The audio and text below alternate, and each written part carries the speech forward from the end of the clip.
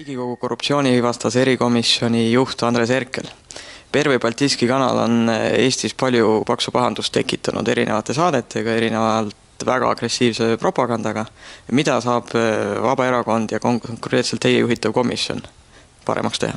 No ma ütleksin, mida Eesti riik üldse saab paremaks teha ja mis samme sellisel juhul astuda, sest selge on see, et need hinnangud sisalduvad kapo aastaraamatus, võib-olla sisalduvad kusagil veel, neid terased inimesed näevad, aga maailma saab muuta sellisel määral, nagu me oleme suutelised muutma iseennast, ehk siis ilmselt liiga suur ülesanne on muuta Venemaa käitumist ja muuta ka Pervõi Baltiiski kanali mingisuguseid suhtumisi. Aga see, mis on täiesti talumatu, on muidugi see, kui sinna jookseb Eesti maksumaksja raha. Kui ta ei jookse riigi kaudu, siis jookseb ta Tallinna kui omavalitsuse kaudu, kes on sealt siis tellinud saateid. Ilmselt analüüsid näitavad ikka üheselt kinnitavad seda sama, mida Oleg Samorodni esimese analüüsiga kinnitas, et need saated on foorum Keskerakonna poliitikutele. Selle tõttu on siin väga palju probleeme korraga, et varastatakse meie ühist raha, varastatakse ka valimistel hääli ühe erakonna kasuks ja lõpuks see, et tehakse soodustust tegelikult Eesti riiki oma uudistes halvustavale kanalile. No see on veel niisugune rahvusvahelise mastaabi varastamine, et kui kõik need asjad kokku panna, siis olukord on talumatu. Kuulge, ka te olete neid saateid ise näinud? Kindlasti mingit osa sealt Pervõi Baltiiski kanalist. Kas see propaganda on tõesti mõjus? Kas ta on nagu professionaalne, kas ta tõesti ütleb seda, et Keskerakond on ainus ja hea ja õige? Vene valijale. Mina ei ole niisugune televaataja, et ma julgeksin üldistada ja neid analüüse on tehtud ja tehakse veel, aga ma usaldan seda, mida ma olen oma silmaga silmanurgast näinud ja mida ka analüüsid ütlevad, et jah, see on tõepoolest nii, et see on mäng ühte väravasse ja kui seal näidatakse kedagi teist, siis kas halvustavas või paremal juhul neutraalses kontekstis see, et Keskerakond on ainus valik kohalikel valimistel, see päris üheselt paraku kõlas. Aga küsimus on selles, mis on ühe omavalitsuse tuumikülesanne ja mis ei ole. Ja omavalitsuse tuumikülesanne kindlasti ei ole mitte see, et osta mingisuguselt telekanalilt saateid, osta saadete tegemise teenust täpselt samamoodi, nagu ei peaks ilmselt omavalitsus ostma tasulisi artikleid.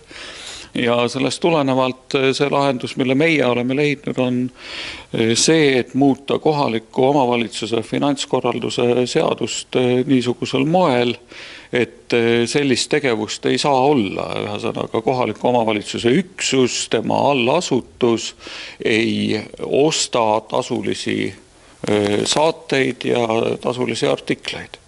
Ja mis puudutab reklaami tegemist, siis ei reklaamita midagi, millel ei ole kokkupuudet omavalitsuse olemuslike funktsioonide täitmisega. Et nii lihtne see ongi ja kui mõelda siit juurde, et tegelikult probleem kohati on ka väikeste omavalitsuste ajalehtedes, mis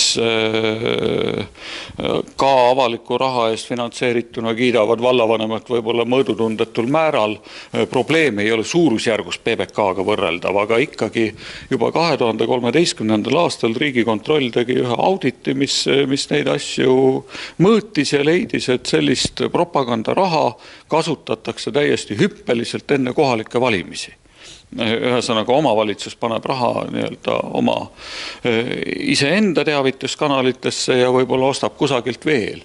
Et see, mida me saame ka PBK-ga teha, on see, et kehtestada niisugune reegel, et seda asja Eesti riigis nüüd enam ei tehta. Ja siis järelikult ei saa ka Tallinn seda teha.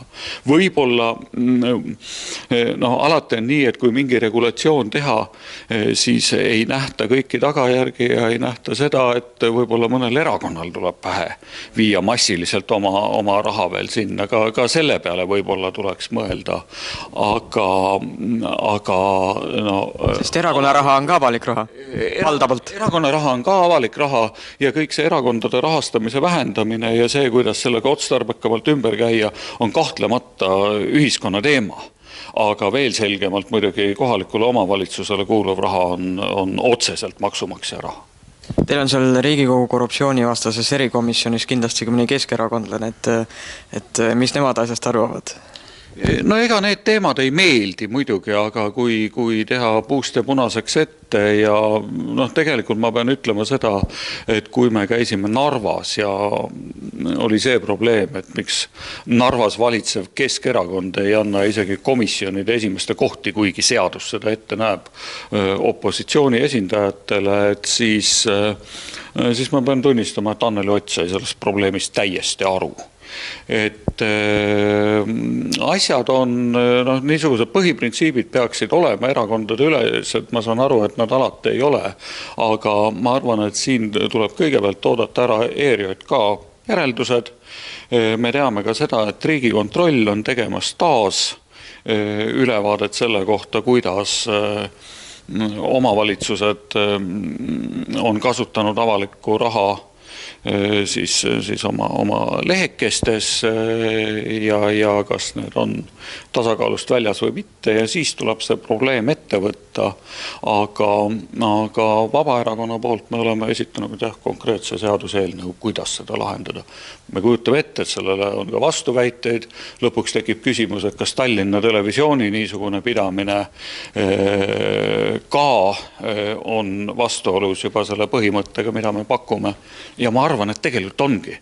Me peame selle diskussiooniga kuhugi nii kaugele välja jõudma, et kui avaliku raha eest tehakse ajakirjandust, mis ei ole võib-olla väga mõistlik mõte üleüldse, aga kui juba tehakse, siis see ajakirjandus peab samamoodi olema tasakaalustatud, nagu avalik õiguslik rahvusringhääling meil on.